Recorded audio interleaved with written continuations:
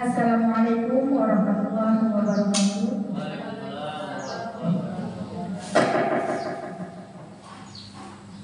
Perkenalkan, saya Suzana, guru SDN Negeri Belitung. Pada hari ini kami akan melakukan penyimpanan dari kegiatan sosialisasi IKM yang telah kami laksanakan.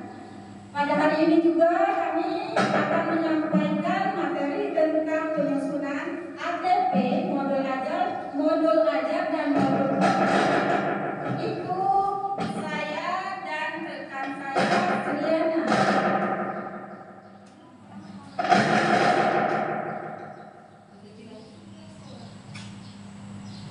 Pada tahap yang pertama ini, penyusunan ATP dan modul ajar, kami mencoba berbagi bersama rekan-rekan. Ya, ini akan saya sampaikan sendiri, dan untuk modul project ini akan disampaikan oleh rekan kita Sriana.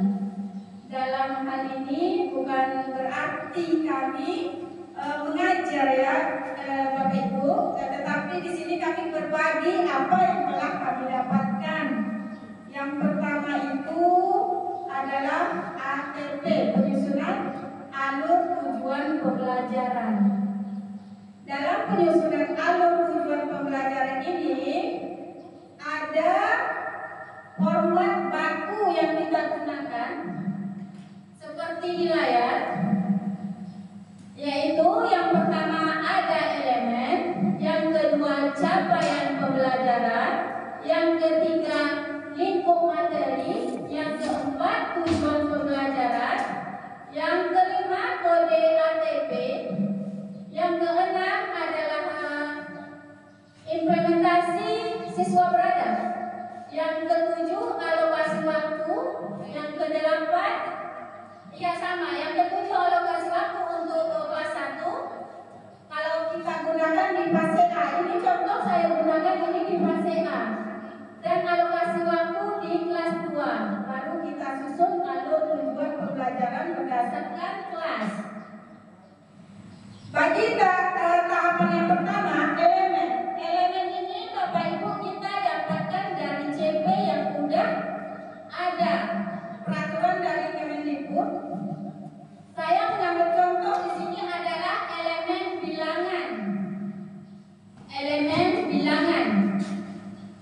Terus untuk capaian pembelajaran ini saya ambil juga dari CP yang sudah disediakan. Dalam CP ini Bapak Ibu kita tidak boleh mengubah, kita hanya copy paste, tidak boleh kita ubah sedikit pun.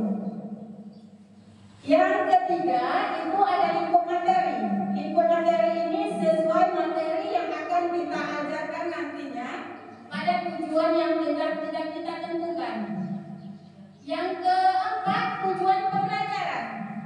Tujuan pembelajaran ini kita boleh mengambil, ini yang lebih mudah dari yang telah kami dapatkan, yaitu menyusun ATP ini kita mengambil turunan dari CP.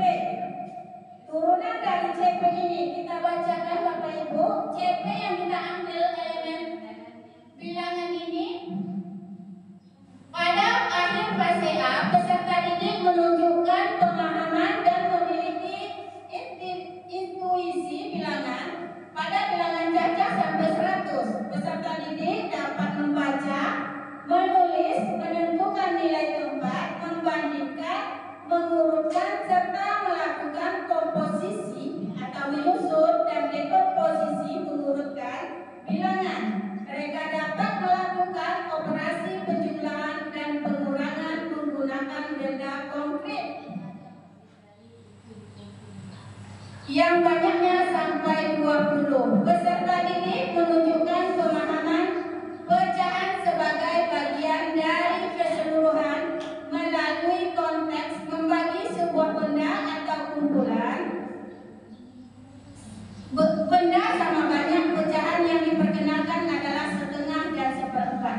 Itu CP yang kita ambil. Untuk menyusun tujuan pembelajaran di sini kita boleh menguraikan satu persatu dari CP yang ada. Yang pertama contoh membaca bilangan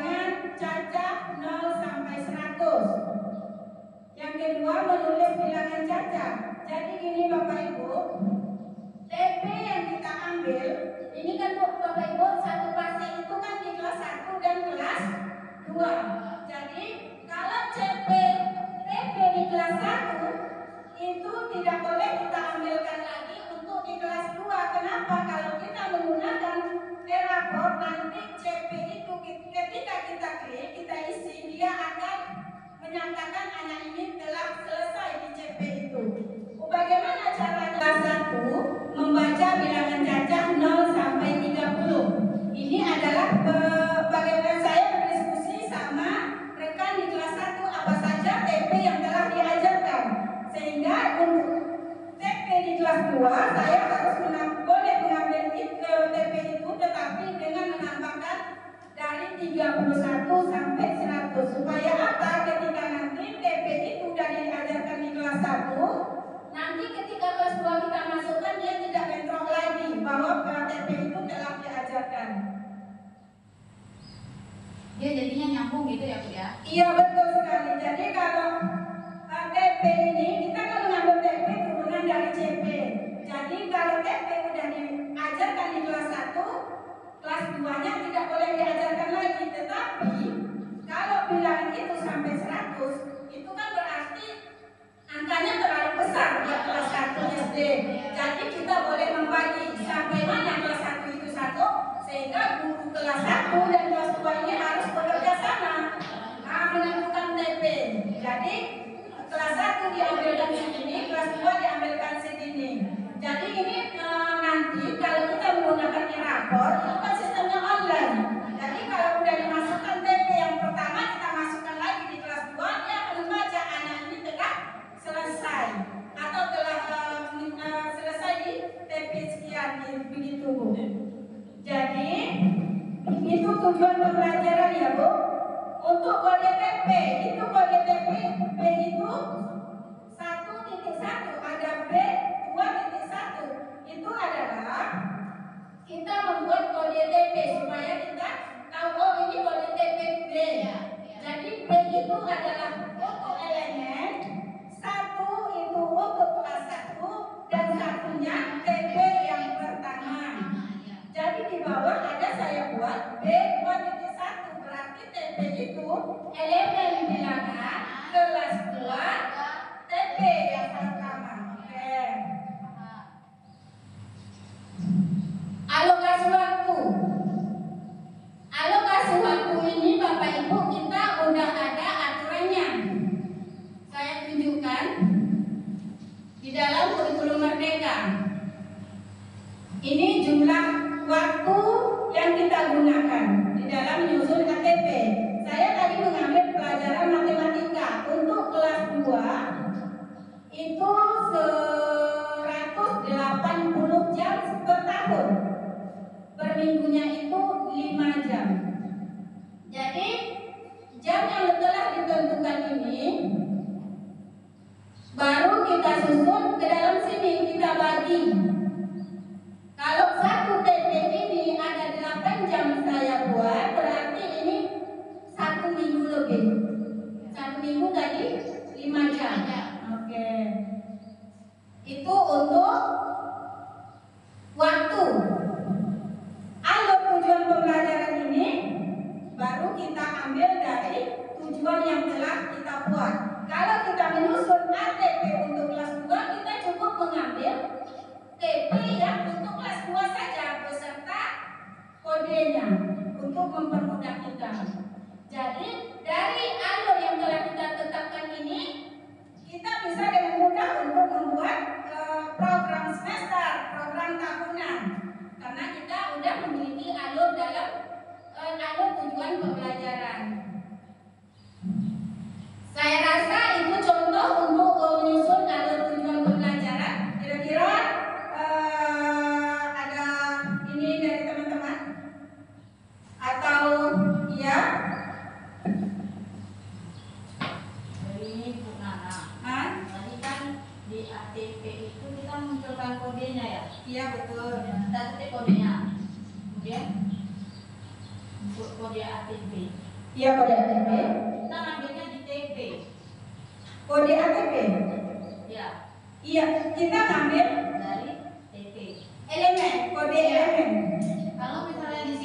tentang bilangan, Bilangan, makanya dia kodenya itu B, B. supaya memudahkan kita untuk mengenal itu. Betul. Kalau misalnya dia di situ, kalau kami BMR ya, misalnya bahasa dan sastra Melayu Riau, jadi kami ambil kodenya BS. Iya. 1.1 kalau dia kelas 1 untuk pembelajaran 1. Betul. Kalau misalnya dia 2, B.2.1, 2 untuk kelas, 1 untuk pembelajaran 1. Iya betul. Iya seperti itu. Jadi B itu adalah elemennya. Kalau dia bilangan, apa yang kita gunakan? Yang pertama itu seperti di layar, identitas penulis modul, nama penyusun, tahun penyusunan,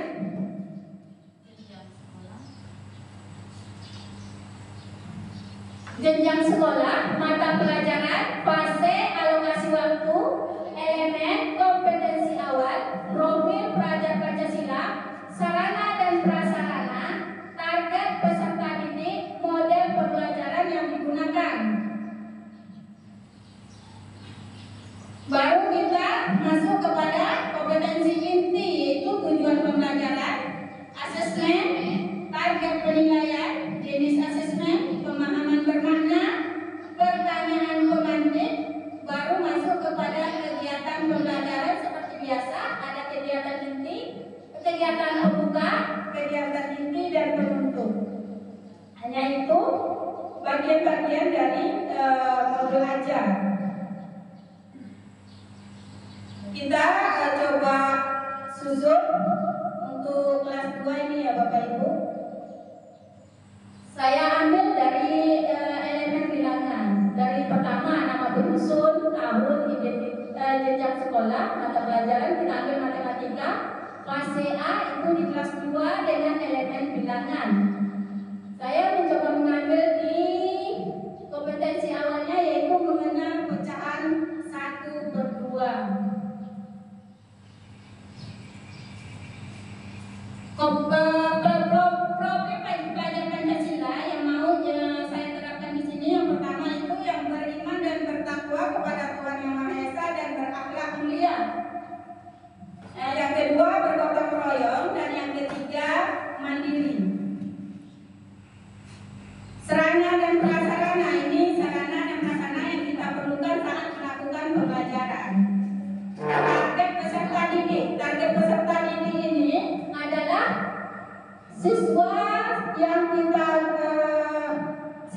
berada di kelas kita. Jadi di situ bisa kita bagi dia dari kalau model pembelajarannya berdifferensiasi itu ada siswa yang pemahamannya baik, ada yang sebagian paham, ada yang belum. Model pembelajaran di sini kalau di kelas bawah saya menggunakan berdifferensiasi. Bisa saja nanti kita menggunakan model-model yang lain, contohnya seperti PPL untuk di kelas tinggi itu lebih efektif ya. PPL, PCBL juga boleh. Banyak model pembelajaran yang bisa kita gunakan untuk mengaktifkan siswa kita. Tujuan pembelajaran ini kita ambil dari TATP yang telah kita susun tadi. Tetapi setiap pertemuan itu ada tujuan pembelajaran harian. Karena yang saya ambil tadi adalah peserta didik dapat membagi sebuah benda atau kumpulan benda sama banyak. Pecahan yang diperkenalkan adalah setengah dan 1/4. TP harian saya yang pertama itu peserta didik dapat mengenal pecahan setengah, peserta didik dapat mengenal pemilah pada pecahan, peserta didik dapat mengenal penyebut pada pecahan. Penilaian yang saya lakukan pada modul ajar ini adalah asesmen formatif. Itu dimulai dari awal pembelajaran, saat berlangsung pembelajaran dan nanti di akhir pembelajaran. Ada 3 yaitu penilaian yang saya lakukan. Ada yang dia target penilaiannya individu. Yang kedua jenis asesmennya tes dan non tes. Yang pemahaman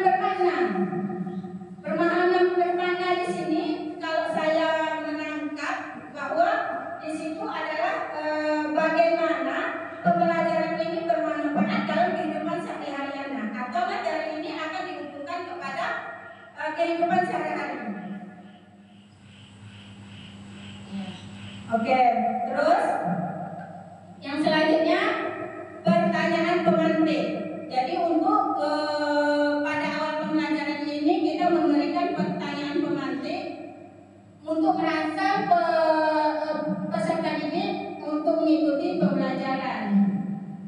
Baru kita masuk kepada kegiatan pembelajaran ini. Sepertinya udah biasa kita lakukan kegiatan pembuka, inti dan penutup sesuai dengan model pembelajaran yang kita lakukan. Saya rasa Bapak Ibu, demikian model ajar yang dapat saya sampaikan. Warahmatullahi wabarakatuh. Waalaikumsalam. Baiklah, pada pertemuan kali ini perkenalkan nama saya Sriana. Saya dari SDN 007 Bintung akan menyampaikan sosialisasi kami hari itu tentang modul B5. Jadi tadi sudah disampaikan oleh teman saya Ibu Suzana, yaitu tentang ATP dan modul ajar. Kemudian saya lanjutkan dengan modul B5. Nah, sebelum saya lanjutkan modul B5, ini saya buat modul B5 yang sesuai dengan sekolah kita, yaitu modul tentang temanya gaya hidup berkelanjutan dengan topik menciptakan kebiasaan makan makanan sehat. Karena waktu kami pelatihan kemarin yaitu tentang mangrove, kayaknya tidak cocok di sekolah kita, tidak ada mangrove. Kita jauh dari laut dan tidak ada tanaman-tanaman yang bisa dimanfaatkan dari mangrove. Jadi saya ambil tema ini. Baiklah, sebelum saya mengambil tema gaya hidup berkelanjutan, yaitu tema-tema apa saja yang ada di proyek muatan profil pelajar Pancasila yang disingkat dengan P5 ini, yaitu yang pertama kearifan lokal, kemudian gaya hidup berkelanjutan, Bhinneka Tunggal Ika, bangunlah jiwa dan raga, rekayasa dan teknologi, dan kewirausahaan. Jadi tema yang saya ambil di sini untuk modul B5 sebagai tugas yaitu gaya hidup berkelanjutan. Topiknya menciptakan kebiasaan makan makanan sehat. Nah, sebelum kita membuat P5 ini modulnya, kita tentukan dulu mana profil pelajar Pancasila yang masuk. Ya, kebetulan saya langsung isi bawah, tidak saya isi di atas ya. Setelah tujuan proyek itu di bawahnya masukkan dimensi profil pelajar Pancasila. Di sini saya pilih ada 4. Yang pertama, beriman bertakwa pada Tuhan Yang Maha Esa dan takwa mulia, berkebinekaan global, bergotong royong, bernalar kritis. Jadi ada 4 modul B5 yang saya pelajar Pancasila yang saya ambil. Nah, di sini di modul B5 ini ada yang namanya elemen profil pelajar Pancasila, ada sub-elemen dan ada target pencapaian di akhir fase. Nah, ini diambil dari materi yang disebutkan oleh narasumber kita kemarin ya. Oke, saya ambil tadi contohnya itu di fase B. Ya, fase B itu kelas 3 dan 4. Nah, karena kelas 4 kemarin kita sudah melaksanakan. Oke, sebelum kita mengisi elemen di modul P5, sebenarnya modul P5 ini kita harus buatnya per 6 bulan sekali, yaitu per tema. Jadi dalam setahun kita ada 2 tema yang akan kita buat. Temanya itu berbeda. Ya, karena kami masih baru, mungkin Bu Yanti yang sudah duluan mungkin mengerjakan dan tahu. 2 ya Bu Yanti temanya dalam setahun. Jadi harus berbeda tema. Jadi jika semester 1 ini kita ambil tema gaya hidup berkelanjutan, boleh nanti tema 2-nya kewirausahaan, kearifan lokal yang sesuai dengan sekolah kita. Kira-kira kita bisa menjalankannya. Oke, jadi modul B5 ini juga membuatnya harus kerjasama dengan guru bidang studi, bukan tanggung jawab wali kelas saja. Nah, ini saya buat RPP-nya ini, modulnya ini per minggu. Jadi nanti ada pertemuan yang dibantu oleh guru bidang studi yang jamnya ada di situ, seperti guru agama, guru PJOK. Ya, jadi modul ini sama-sama kita buatkannya, karena sudah dibentuk tim, kita kerjakan dan kita laksanakan. Nah, tadi saya memilih fase B. Nah, untuk mengisi di modul B5 fase B,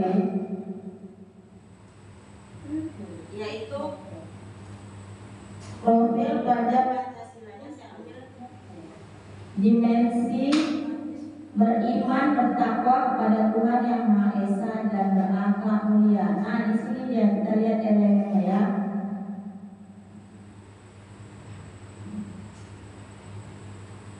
Nah, elemennya kita ambil tadi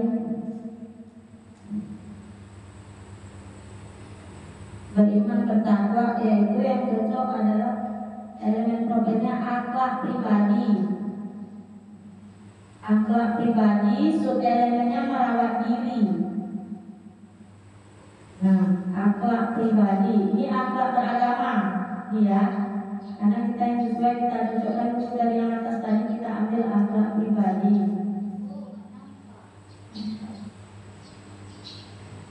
Nah, ini ada di profil belajar Pancasila.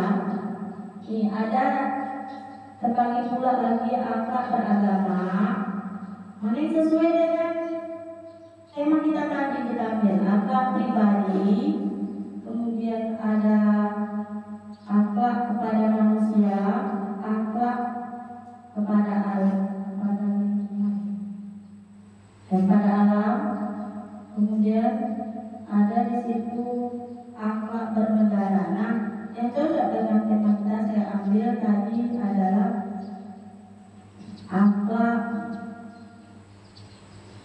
pribadi. Ya, elemen akhlak pribadi dalam kotak ya. Karena dia di fase B, kita ambil yang ini. Nih, fase B ya. Kita sesuaikan RPP-nya. Ya, elemen akhlak pribadi. Jadi sub elemennya merawat diri.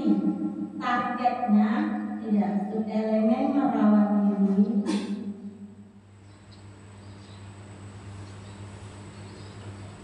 Merawat diri, merawat diri. Ya. Ya, tidak ada itu kaitannya itu. Nah, yang saya klik itu ya, merawat diri. Nah, kemudian untuk fase C, fase B kita ambil di sini. Ini fasenya di atas ya. Kita lihat kotaknya. Nah, ini dia fase B. Ini fase B. Nah, lihat hubungan bawahnya akhlak pribadi yang merawat diri, yang cocok itu mulai membiasakan diri untuk disiplin. Nah, kita ambil yang sini. Oke, kemudian kita kembali lagi ke RPP. Nah, target pencapaian di akhir fasenya kita ambil yang sebelahnya, kotak sebelahnya. Target pencapaian. Nah, ini tadi akhlak pribadi merawat diri yang kita di fase B-nya ya. Nah, kemudian kita ambil fase sebelahnya, yaitu memperhatikan kesehatan jasmani dan mental. Topi. Sebenarnya kami belum di sini. Orang ini tidak sampai menjelaskan loh. Kami juga. Iya kan? Iya, soalnya kemarin yang di sini waktu kami pelatihan di sini sama. Kami tidak dapat ini jadwalnya dia buat per minggu. gantung di sini. Ini Di S4 juga ini digantung. Ini saya contohnya teman. Dia membuatnya jadwalnya per minggu. Yang apa namanya? Iya, Iya, per minggu. maksudnya. Kalau per minggu ini di apa itu apa namanya dia? Apa? Semi, ada yang semi, ada yang apa namanya? Sumi. Ya, kalau jadwalnya per minggu itu kita lakukan di hari minggu, apa namanya tuh? Lupa. Kalau kegiatannya itu ya, kita kan masukkan tanggalnya minggunya, misalnya masuk tanggalnya minggu gitu ya. Boleh tanggal. Kegiatannya itu masukkan dari kegiatan yang mulai pengenalan tadi sampai kegiatan paling bawah. Berarti orang warna tuh mengerjakan setiap hari Sabtu. Iya, dia bisa setiap hari. Dia urutkan itu yang ditanyakan, ada yang semi, ada yang apa? Lupa bahasa ininya ini. Warna. Ya, ini. Kegiatan pelimen dimasukkan ke mata pelajaran apa? Tidak, Dia apakah dia ke ekstrakurikuler atau wajib sendiri ya? Dia kegiatan sekali seminggu aja gitu. Tidak, dia kok ya Pak. Oh, ekstrakurikuler. Hah? Masih Dia masih ekstrakurikuler. masuk ke ekstra. Iya, Ekstrakurikuler. Dia nanti ada rapornya sendiri Bu Esri. Kita buat rapor setahun sekali rapor dibuatkan. Iya. Nanti orang nih yang kelas 1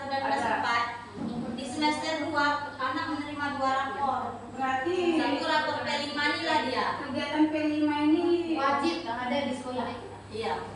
Kegiatan P5 ini maksudnya bukan masuk ke dalam mata pelajaran, di luar jam mata pelajaran. Iya, di luar. Masuk ke SD itu ada yang kita berterima ini, adakah yang menyangkut di pelajaran itu yang kita keluarkan menjadi terima? Enggak ada, kan kita milih tema. Yang ini tema sendiri. Berarti ini seperti yang sesuai dengan sekolah kita. Berarti ini seperti kayak apa ya? Kemarin kan aku dengar guru juga. Ini seperti kayak kerajinan tangan, bukan apa yang dihasilkan dari Enggak, tergantung tema yang kita dari ambil. daerah tempat itu apa yang bisa dibuat. Bisa. Dia lakukan kerajinan. Tapi bukan kerajinan. Masuk ke apa? Juga harus menghasilkan produk. Menghasilkan produk. Dia tidak harus menghasilkan Tidak produk. harus. Mungkin kalau kayak tema Bu Yanti mata Karena apa? Ah, Gaya hidup berkelanjutan Iya. mengelola sampah. Jadi kan Ah, otomatis harus ada. produk. Iya, dia Tapi tema-tema. kalau di tadi kakak ini tadi hasilnya ke anak, Ke sikap sikap. di anak, sikap anak. anak. Beda dengan yang sampai beda dengan seperti ini tadi apa yang dihasilkan dari daerah setempat, misal kayak dari pohon kelapa sawit itu kan daunnya itu bikin sapu lidi. Itu yang Ada. masalah. Tapi kalau sesuai dengan temanya. sesuai dengan temanya. Makanya kita pilih tema dulu apa yang sesuai. Menanam ubi pun bisa. Bisa. Berarti ini kerjasama dengan Targetnya komite sekolah dengan Iya. masyarakat atau hanya anak murid kita aja? Kalau bisa Orang tua ya juga. karena di awal kita udah libatkan, kita kan butuh duit konsumsi untuk nanti tampil P5 ini kita misalnya anak pakai pakaian adat, kita kan nggak sanggup dan Bikin kayak jadi pacar orang itu tua nanti kayak hasilnya. Dibuat kayak pacar nanti hasilnya. Hasil dari P5 itu Kalau yang dibuat menghasilkan, pacar kan. kalau yang menghasilkan tergantung tema. Iya. Tapi kalau yang menghasilkan Itu bazar kalau memang dia menghasilkan. iya. Itu kan banyak punya anak Tapi kayak hasil karya anak pun misalnya tadi dia buat layang-layang, tema apa itu kemarin itu yang kalau buat layang-layang kayaknya dipamerkan juga kok layang-layangnya hasil karya anak. Nanti waktu sampai 5 iya kayak itu banyak orang ngambilnya itu makanya senang. Karena kita ambil pertama tahunnya. Kalau ini nanti anak tampilkan makanan sehat, apa makanan yang dia pernah buat, dia pernah kena sumber kan? Iya. Nah, jadi Tapi ditampilkan kayak menanam ubi, tanam ubi, itu buat jadi bodoh-bodoh, ngomong-ngomong gitu. itu kewirausahaan. Itu lebih ke temanya tuh ya. Budaya ada. Saya mau bertanya satu Bu Srian. Boleh Nih.